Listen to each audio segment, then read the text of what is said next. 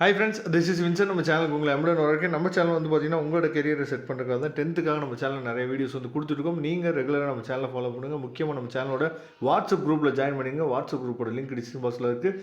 இப்போ தான் நீங்கள் நம்ம சேனலுக்கு ஃபஸ்ட் டைம் வரீங்க அப்படின்னா சப்ஸ்கிரைப் பண்ண மறந்துடாதீங்க. கண்டிப்பாக நம்ம சேனலோட வரக்கூடிய நாட்களில் போடக்கூடிய வீடியோஸ் வந்து கண்டிப்பாக உங்களுக்கு ரொம்ப ரொம்ப ஹெல்ப்ஃபுல்லாக இருக்கும். அதனால் சப்ஸ்கிரைப் பண்ணிடுங்க, வாட்ஸ்அப் குரூப்பில் ஜாயின் பண்ணிடுங்க.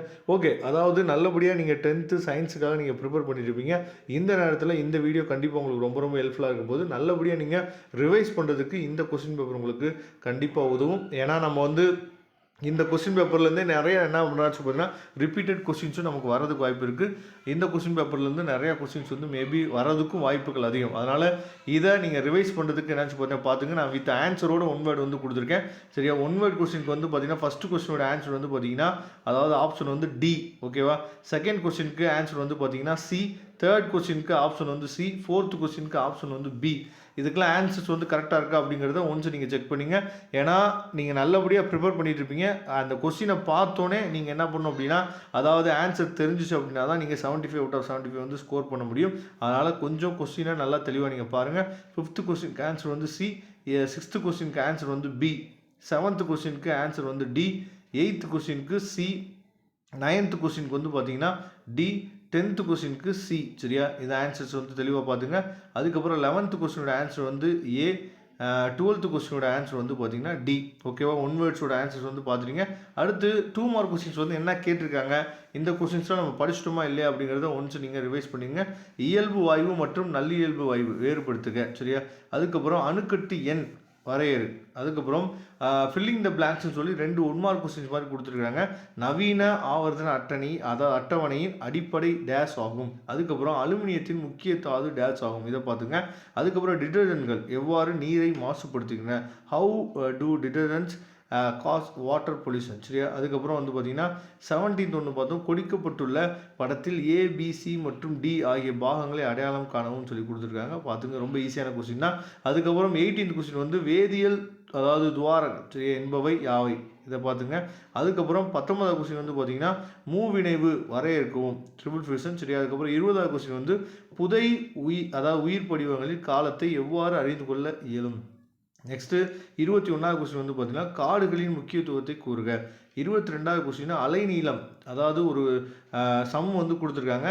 0.20 மீட்டருடைய ஒளியானது 331 மீட்டர் வினாடி பர் -1 வேகத்தில் பரவுகிறது எனில் அதன் அதிர்வெண்ணை கண்டுபிடிக்க சொல்லியிருக்காங்க. சரியா, ஃப்ரீக்வன்சி வந்து ஃபைன் பண்ண சொல்லியிருக்காங்க, அதை தெளிவாக பார்த்துங்க.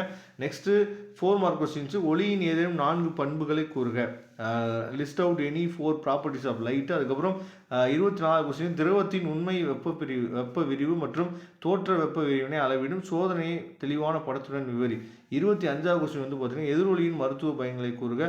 மீ ஒலியை உணரும் ஏதேனும் 4 விலங்குகளை கூறுக. சரியா, 26வது கொஸ்டின் வந்து சாடி மற்றும் பஜன்களின் இடம்பெயர்வு விதியினை கூறுக. நெக்ஸ்ட் வேளாண்மை துறையில் கதிரியக்க ஐசோடோப்புகளின் பயன்கள் ஏதேனும் 2 கூறுக. அதுக்கப்புறம் அதாவது ஒப்பு மூலக்கூறு நிறைக்கும் ஆவி அடர்த்திக்கும் உள்ள தொடர்பினை வருவின்னு சொல்லி கொடுத்துருக்காங்க. அதுக்கப்புறம் சோப்பு மற்றும் டிடர்ஜென்ட் வேறுபடுத்துக. நெக்ஸ்ட் 29வது கொஸ்டின் வந்து அதாவது அட்டை அதுக்கப்புறம் ஓம்பியரின் உடலிலிருந்து எவ்வாறு இரத்தத்தை உறிஞ்சுகிறது. அதுக்கப்புறம் முயலின் டயாஸ்மா எவ்வாறு உருவாகின்றது. 30வது கொஸ்டின் வந்து பார்த்தா தூண்டல் என்பதை வரையறு, பின் மூளையின் பாகங்கள் யாவை. சரியா, அதை பார்த்துங்க. அதுக்கப்புறம் 31வது கொஸ்டின் வந்து மழை நீர் சேமிப்பு அமைப்புகள் எவ்வாறு நிலத்தடி நீர்மட்டத்தை அதிகரிக்கின்றன, அதை பார்த்துங்க. ட்ரெயின் வாட்டர் பற்றி கேட்டிருக்காங்க. அதுக்கப்புறம் 32வது கொஸ்டின் வந்து அதாவது வளைய பியூட்டேன் அமைப்பு வாய்ப்பாட்டை எழுதுக. அதுக்கப்புறம் ஆல்கஹாலின் மூலக்கூறு வாய்ப்பாடு C4H10O, அதில் OHன் இடை எண் 2. அதுக்கப்புறம் அதனுடைய அமைப்பு வாய்ப்பாட்டை எழுதுக. ஐயுப்பாக் பேரினை எழுதுக. அதுக்கப்புறம் இச்சேர்மன் நிறைவுற்றதா அல்லது நிறைவுறாதா என்பதை காண்பன்னு சொல்லி கொடுத்துருக்காங்க. Next big question 7 mark questions வந்து பார்க்கலாம். பொது ஈர்ப்பியல் விதியினை கூறுக, அதன் கணிதவியல் சூத்திரத்தை தருவிக்கவும். சரியா, state the universal law gravitation and derive the mathematical equation கேட்டிருக்காங்க. பொது ஈர்ப்பியல் விதியின் பயன்பாடுகள் ஏதேனும் 2 கொடுக்க. Give any 2 applications of universal law of gravitation கேட்டிருக்காங்க. அதுக்கப்புறம் சாதாரண தொலைக்காட்சி பெட்டியை விட எல்இடி தொலைக்காட்சி பெட்டியில் ஏற்படும் நன்மைகள் யாவை. அதுக்கப்புறம் எல்இடி விளக்கின் நன்மைகளை பட்டியலிடுன்னு சொல்லி கொடுத்துருக்காங்க, எல்இடி பல்பை பற்றி. நெக்ஸ்ட்டு அதாவது கரைதிறனை பாதிக்கும் சரியா பல்வேறு காரணிகள் யாவை. ஒரு வேதிவினையின் வினை வேகத்தை பாதிக்கும் காரணிகளை விளக்குக.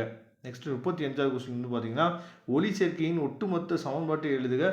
ஒரு அதாவது ஆக்சிலோமின் படம் வரைந்து பாகங்களை குறிக்கும். அதுக்கப்புறம் இலை இடை திசு பற்றி குறிப்பு எழுதுக. சென்ட்ரோசோமின் நிலைக்கு ஏற்ப குரோமோசோமின் வகைகளை விளக்குக. மருத்துவத்துறையில் உயிர் தொழில் நுட்பவியலின் முக்கியத்துவத்தை எழுதுன்னு சொல்லி கொடுத்துருக்காங்க. இதெல்லாம் நீங்கள் பார்த்துங்க. இதெல்லாம் நமக்கு வந்து பப்ளிக் எக்ஸாம் வர வாய்ப்பு இருக்குது. உங்களுக்கு இதோட பிடிஎஃப் வேணும்னு நினச்சிங்க அப்படின்னா பிடிஎஃப் லிங்க் டிஸ்கிரிப்ஷன் பாக்ஸ் எடுத்து யூஸ் பண்ணுங்கள். தேங்க்யூ. நெக்ஸ்ட் வீடியோ பார்க்கலாம்.